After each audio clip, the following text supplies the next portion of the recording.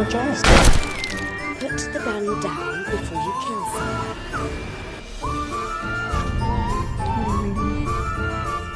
Teenage Girl's Diary.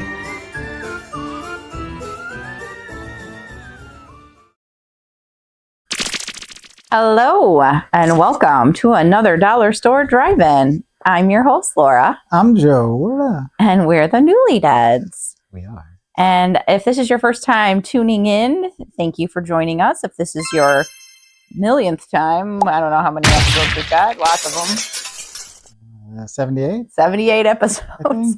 So if you've joined us for all of them, welcome back. We appreciate you joining us today. This is a half-hour chat show where we discuss a movie that we've watched and we have thoughts on. Many thoughts. This is also a podcast, so if you are listening to us, hi. You can find us also on lots of different places, but the easiest place to find us is at thenewlydeads.com for all of your Newlydeads needs. There you can find information about where we are airing on different channels, our YouTube channel, where we do lots of different kinds of content. So not just movie reviews, we do different things such as we have a blog that we do. We have our YouTube channel where we talk about different snack things. Joel does unboxing videos. Follow us around. Yeah. We do coffee reviews, all sorts of fun things. Yeah, and again, if you're listening to us, we record this out of our house, and so we have pets. Right now, my dog just jumped on my lap, so I'm sorry about that. If there was any, the cool guy, high five. Yeah. Yeah. So if you're listening to us, you can find that on Spotify. I'm just all over the place today. But today we watched. We did listen to it. We watched a movie called Salvage. One last thing about our website. We also do events. So one of the events that is going to be coming up very, very shortly is the Witches Market. That is going to be on October 5th from 12 until 9 p.m. There's 150 vendors. I've been saying over and over again 175, but that is inaccurate. So it's 150 vendors plus probably maybe or minus a couple. And that is at the Boone County Fairgrounds in Belvedere, Illinois. So if you are in the Midwest, please travel, come see us. We will be selling our art. We've got a lot of new fun things that we're going to be working on and different projects that we're going to be featuring this year. One of them is Joel's work in progress that is now actually called The Montage of Monsters. So he'll be selling that print that he's been working on for over a year, where it's got a lot of different kinds of monsters, or not over, but 100 different characters that he drew. And that print will be available at this event. So please come and hang out with us and say hello. What's the criteria? Yes. So now that I've got that business out of the way, yes. So we've got different criteria for our show. The first thing is it needs to be under $5. We need to have never seen this movie before, and it needs to be either a horror, sci-fi, thriller type of a movie. So, boy, my dog is just—he's very needy. We just being needy. He likes to paw my hand until I pet him. So that's love. And usually he likes to sit in Joel's lap because Joel has a comfy lap, apparently. I guess. I don't know. Yes. I'd also like to just do a little shout out to Mr. Newlydead because he just had a birthday this week. So happy birthday, Mr. Newlydead. How old are you? The big 50. He's 50. I can kick and stretch and kick. Because he's 50. 50 years old. Now that happened, by the time you see this, that'll have been a couple weeks ago. Yeah. On the 3rd of September. So yes. 1974, the holiest of years for horror movies, according to Mr. Joe Bob Briggs. Yes. Who my wife was kind enough to get a cameo of him, in which he went off on a 3-minute rant about how 1974 is the holiest of years for horror movies. And it was And that you were Phenomenal. born into it. Yep. So thank you, Joe Bob, for the lovely message and the little encapsulated episode of The Last Drive-In, which is in a roundabout kind of way, I guess, sort of our inspiration for this a little bit. Yeah. Oh, definitely. Yeah. And Joel's wearing a fancy little shirt that his mom got him for his birthday. So he's got a little horror related, shirt, little bowler shirt or whatever, bowling shirt, bowler. Yeah. So, Well, yeah, bowling no. shirt. Yeah. If you're a bowler, you're wearing a bowling shirt. So thanks, Mom and Artie. Yes. So, anyways, now that I got that out of the way, All that business. So Salvage. Yes, we watched Salvage. Which this little gem of a movie. One of 3 films on this little collection that we picked up at the Dollar Tree. Yes. I'm going to read I almost said obituary. We're going to read the synopsis. Bailey wants to read it. Bailey apparently wants to read it. All right, Peanut. You ready for this? Oh, here I told you he wants to come over to you. All right, help him. There you go. There you go. That's all he's ever wanted was to sit with Papa. Don't wreck the mic there, dude. Yeah. You can't hear otherwise. Okay. All right. Claire Parker is going to die. At the hands of a sadistic and depraved killer, she will endure a terrifying, unimaginably brutal death, and it will all happen again. After being beaten, dragged, sliced, and stabbed, Claire awakens at work where it all began, untouched and unharmed. But the hellish ordeal is far from over. The madman is back, and he's ready for more blood. Yeah. The madman. The madman. Is that your madman face? Bailey was standing in as the killer, though, for a portion of it. Although I don't think he's ever killed a man. Yeah. He's killed some food. He's eaten lots of food. There's some, reviews and stuff on here. It says, a brutal armrest grabbing flick from MTV. And then the best American horror film you'll see this year, according to DVD Town. Oh, not DVD Town again. These guys, they think they're, Yeah. This also includes 2 bonus movies, but we did not watch those. We Not just yet. watched Salvage. But we will, eventually. We will get to the other 2 films. Yes. So, that being said, should we get on to the trailer? Yeah. That way you guys can see what we're talking about. The trailer is coming in hot. It's a dirty old truck. Oh boy. That's it. Like Jeepers Creepers? Just a dirty old truck. Well, that's what they were driving around in. That was a dirty old truck. Yeah, because that guy lived in a salvage yard. Ford F-150 or 350. That's Some giant older monster that they had to keep popping the clutch to get it to start, and she had to push him around in. So, you ready for that? You're going to do your best. Ever be. Yeah. All right. Okay, well, we're going to watch the trailer. We'll be right back. And I'm sure there's probably going to be some farts in the trailer. Oh. Guess it's a fart show. All right, we'll be right back.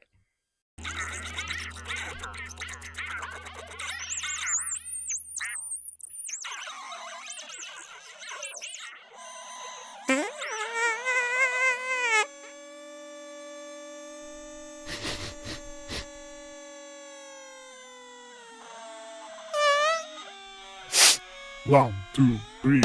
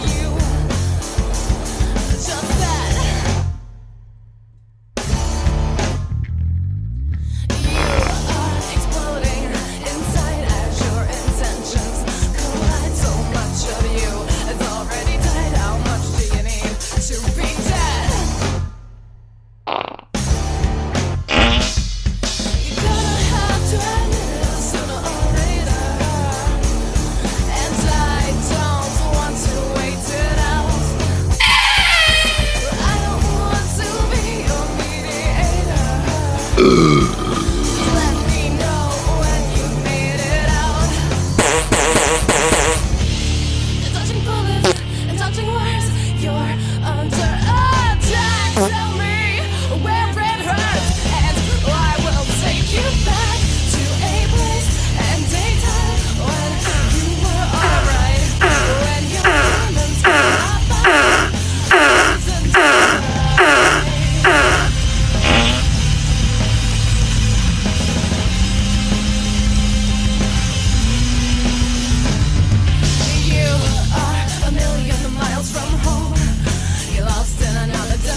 Hi.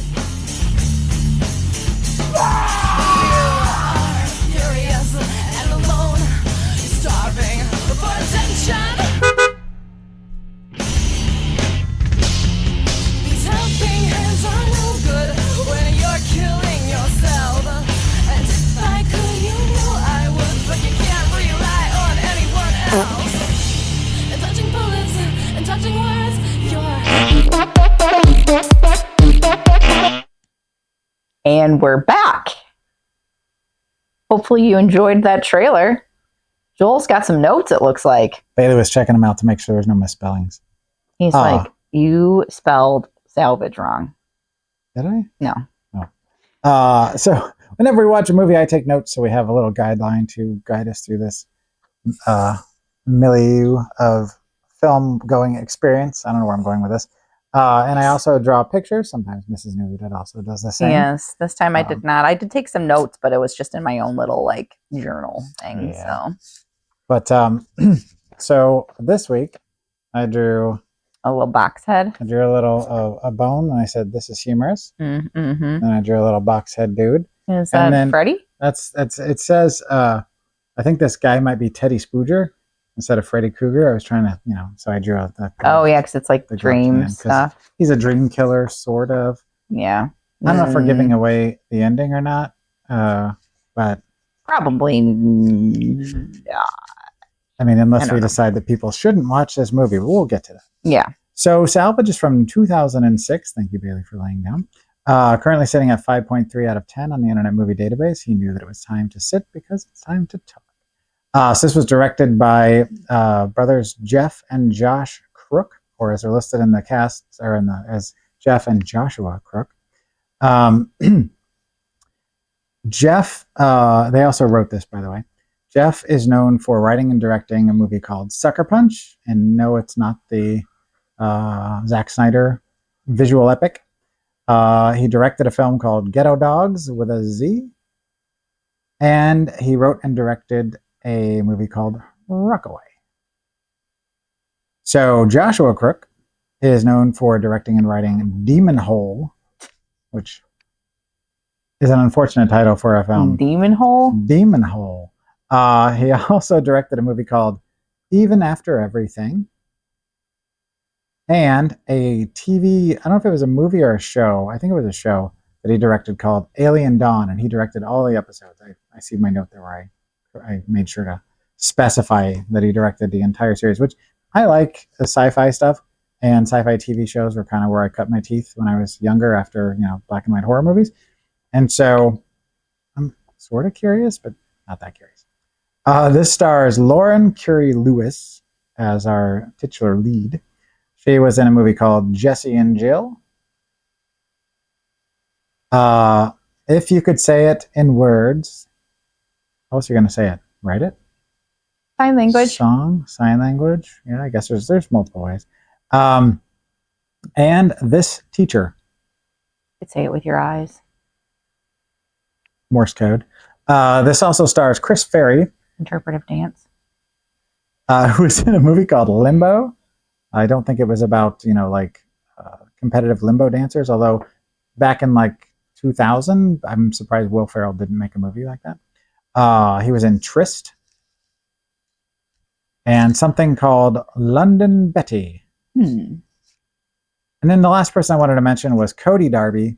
And I don't know why I put Cody Darby's name on here, but they were in this and that was it. We tend to see that a lot in these movies because they're kind of low budget, kind of indie stuff. And so sometimes the people will friends or family that'll do the movie and then that's it. So I just did it for my friend, the Crook brothers. So at this point, Mrs. Newlydead turns to me and says, "What'd you think?" And now we get into the real heart of it. The real. Real. So we were a little confused because we were expecting essentially Groundhog Day, but with violence. Yeah, kind of like a Happy Death Day. Because when we saw the thing there, we read it and we're like, oh, that could be kind of fun. Because I like revisionist movies. Yeah. I like to write stories and I like to, read and watch movies where they keep telling the same story in different ways and, kind of is creative to me. I enjoy that. But instead, we got lots of dumb decisions, and some of what they promised, but only up to a point. It was minimal, and in the end, they gave you a reason why. Which a lot of those times, those movies don't give you like a reason. Mm-hmm.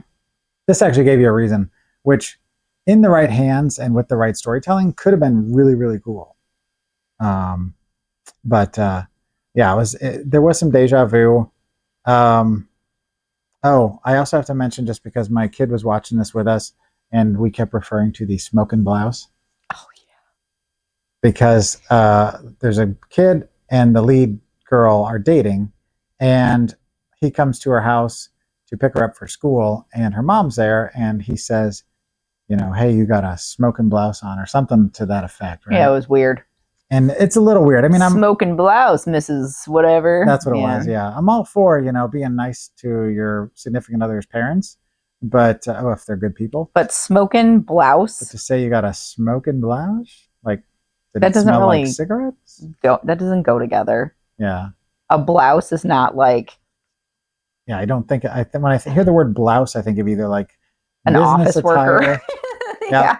Or like you're going to like a religious service of some sort, whether it's a funeral or a church or whatever. Yeah. Put on your. I'm gonna put on my blouse. Yeah, it's a very blousy word. Now, since where that comes from. Exactly. Since was from 2006, they had a lot of songs that sounded like they were from 2006.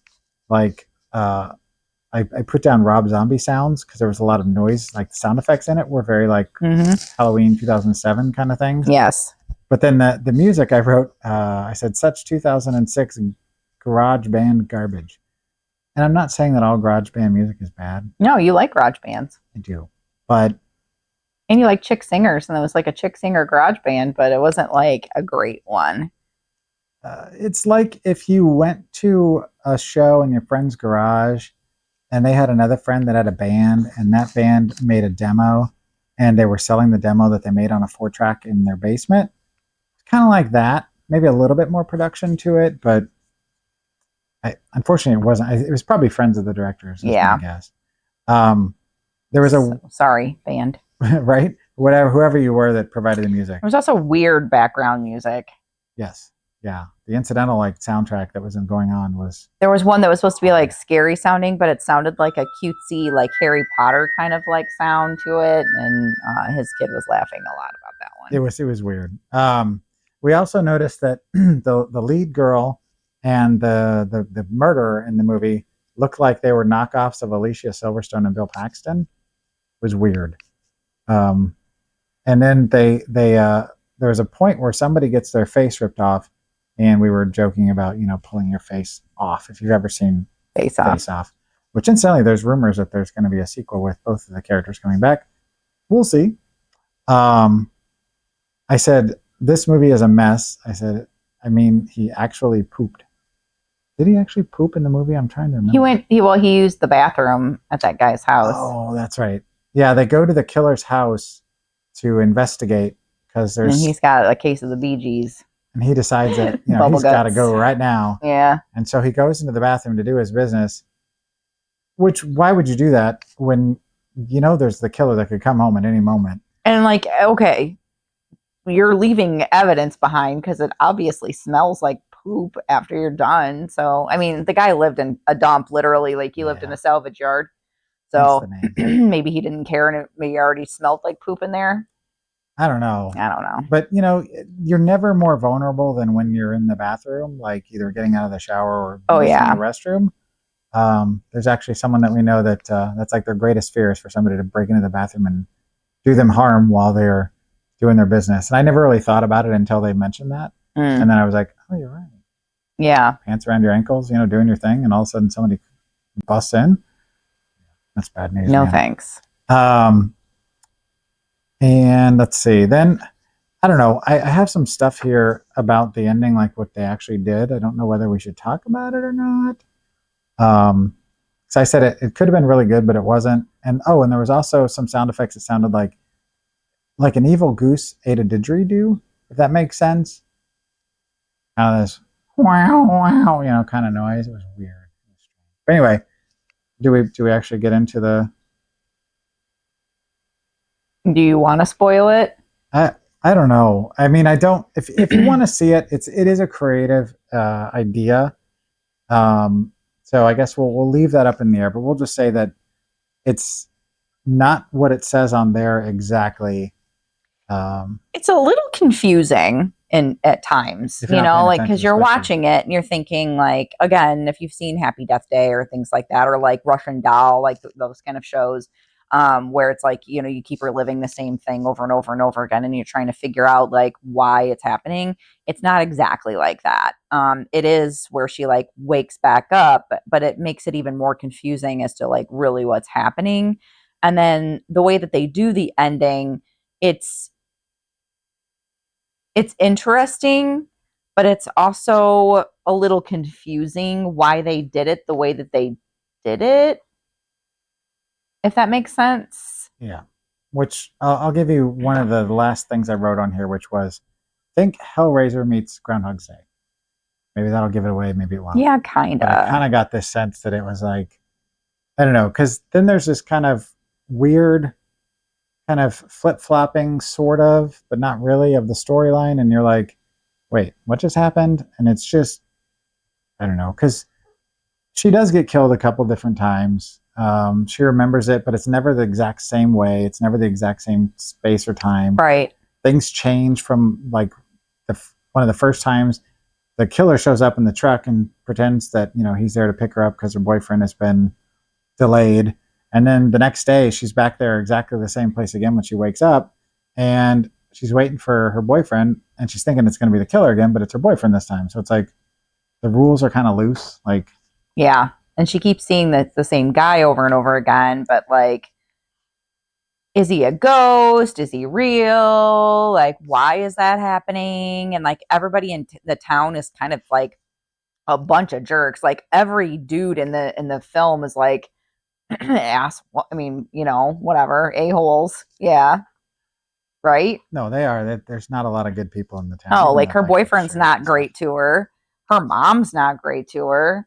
Like the sheriff or whatever that guy was like douche. Like they Yeah. were all just like, He's like, you're the girl who cried wolf. He didn't say that, but that's essentially what he was saying. yeah, because like she was like freaked out because she saw the guy and he attacked her, and then like finds out that it was, they saw the video footage and like there was nobody there. So it's like, is it a ghost? Is she really seeing somebody? Like, is it a psychological thriller? Like, She got some sort of like behavioral health issues right. that's causing her to imagine it. Yeah, because her boyfriend said, like, oh, tell me about your, stuff. I promise I won't call you crazy. And then she starts explaining what's happening. And then he's like, calls her a crazy bitch. Right. I'm like, you literally just told her she's not crazy and that you wouldn't make her feel bad about it. And then as soon as she starts talking about what's bothering her, you immediately call her crazy and then you kick her out of your car.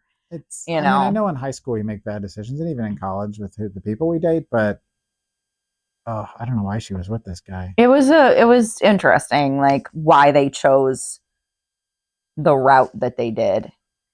And I feel like it was a little bit of like redemption towards the end, but like not really.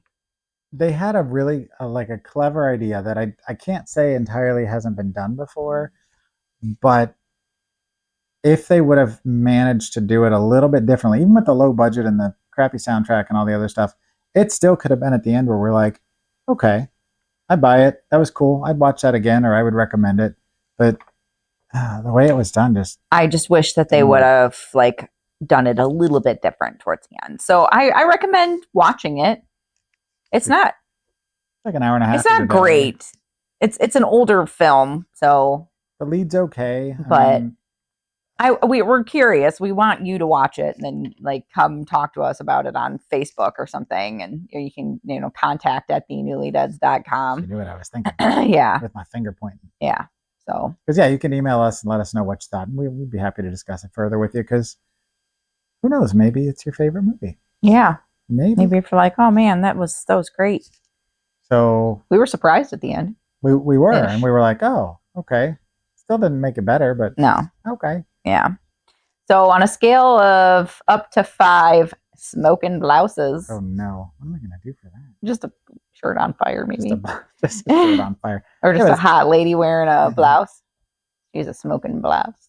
We'll find something clever and you'll see it here in a second. So for me, I felt like overall the movie was kind of a loss, but the ending and the concept behind it, I decided to give it 1 just for creativity. Yeah, I was gonna go with a 1.5. I didn't fall asleep. And your kid was entertained, and it was fun watching it with them. So, and we got the term "smoking blouse" that it will probably be perpetuated from here to Oh eternity, yeah, or at least till they kept saying "smoking blouse" over and over and over again, which was really funny. I should say that to him when he gets home. Yeah, so that's a nice smoking blouse you got on. Yeah, and see if they remember. All right, well. If they don't want to watch this movie, which we recommend you do, so you can talk to us about it. I'm just curious to see what other people think. What should they watch? Although the DVD Crypt, what was it? The DVD, the name of the people that reviewed it that gave it a good thought. Oh, MTV and DVD Town. Oh, DVD Town. Well, we know you liked it.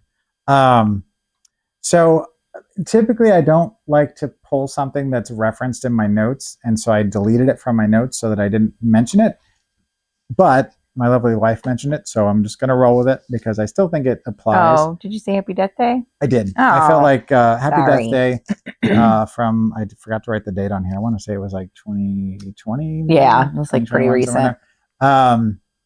Is truly Groundhog's Day meets like Scream or something along those lines. It's pretty clearly delineated as far as like the rules are there. Everything with it feels right. You die, you come back. I even got a sequel, which was figure out why. Yeah. And I think I heard that there might be a third one in the works, but it's just a fun movie. And so if you want to see this, but more fun and a better execution of the concept, the ending is not even close to being the same. Like totally different way that it's ended.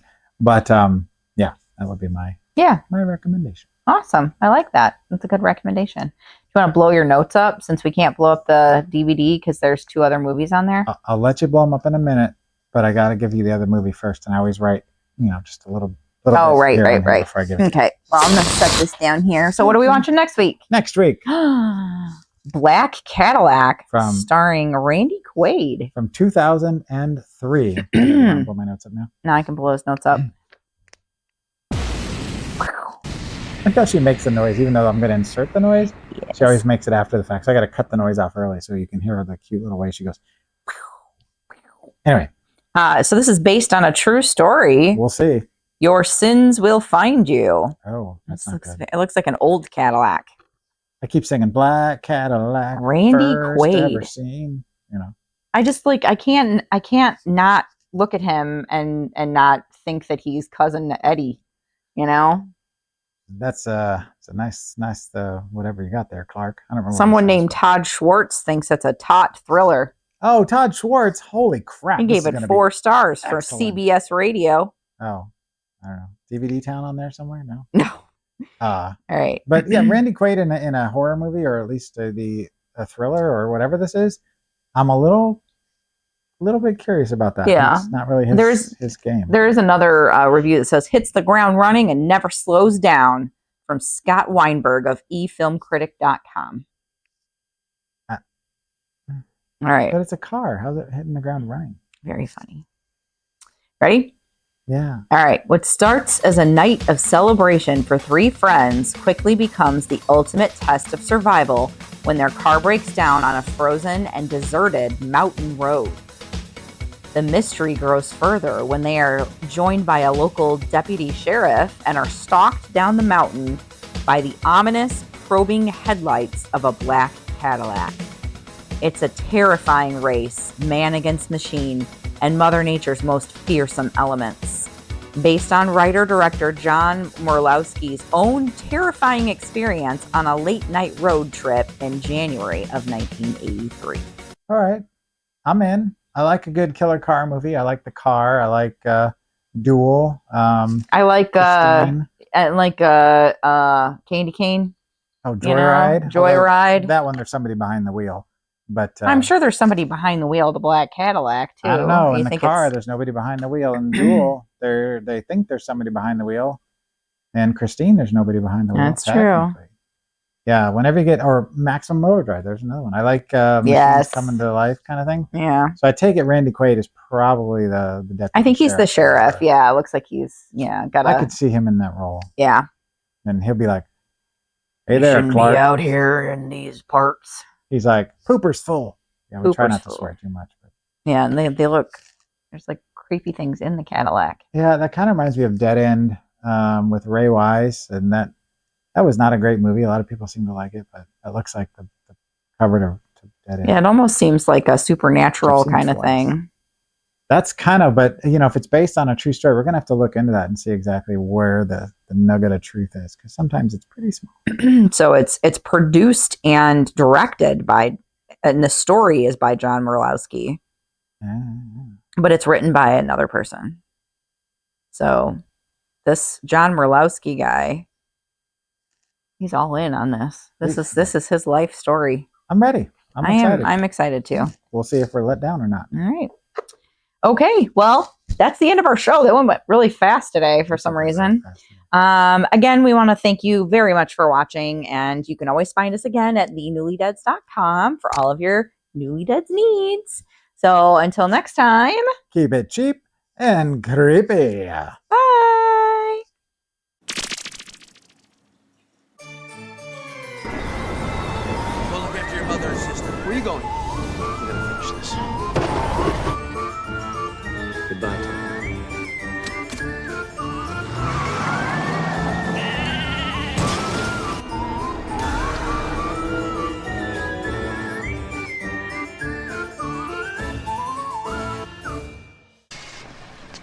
Phil? Hey, Phil? Phil? And then